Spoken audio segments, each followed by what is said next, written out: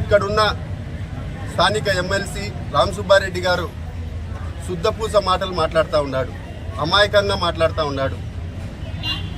రామసుబ్బారెడ్డి గారు దాదాపు 30 ఏళ్ల నుంచి రాజకీయాల్లో ఉన్నారు. 94 నుంచి 2004 వరకు మా నాయకుడు చంద్రబాబు నాయుడు గారి ఆధ్వర్యంలో ఎదిగి మంత్రి పదవులు తీసుకొని ఎమ్మెల్యేలై ఈరోజు మళ్ళా మా నాయకుడిని మాట్లాడే పరిస్థితికి వచ్చినారు.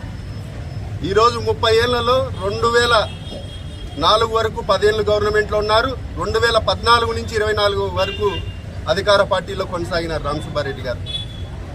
అభివృద్ధి అనేది మీకు తెలిసిన ఈరోజు మా కుటుంబం నుంచి ఎమ్మెల్యేగా చిన్నాయన అయిన మొదటి సంవత్సరం మొదటిసారి 2004లో ఆ రోజు నుంచి జమ్లవాడలో అభివృద్ధి పదంలో నడుస్తూ ఉంది.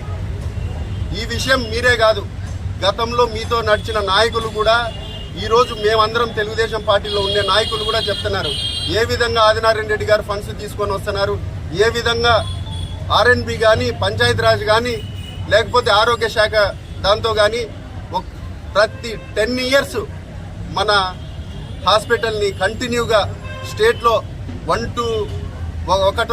నుంచి 5 లోపల నిలబెట్టాం. అంటే ఓపీలు రావడం కానీ మెయింటైన్ చేయడం కానీ మా చేతనైన కాడికి దేవుడి శంకరెడ్డి సుబ్రహ్మరెడ్డి ట్రస్ట్ ద్వారా కూడా 10 రూపాయలు ఖర్చు పెట్టి హాస్పిటల్ని డెవలప్ చేయడం జరుగుతూ ఉంది. ఈ విధంగా చూస్తూ ఉంటే ఇసుక విషయంలో కూడా నిన్న కామెంట్ చేయడం జరిగింది రామసుబ్బారెడ్డి గారు.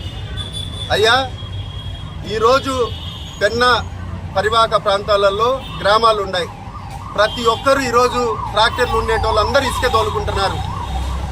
ఇది కేవలం 2004-07 మధ్యలో మీరు గతంలో జైల్లో ఉన్నప్పుడు వచ్చిన తర్వాత నుంచి 18 ఏళ్ళగా ఒక్కటే మాట, దేవుడి సోదరులు ఇసుక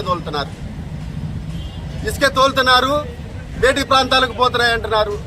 గుల్లకుంట దగ్గరనే ఆపి ట్రాక్టర్లను నువ్వు పంపి ఎనికి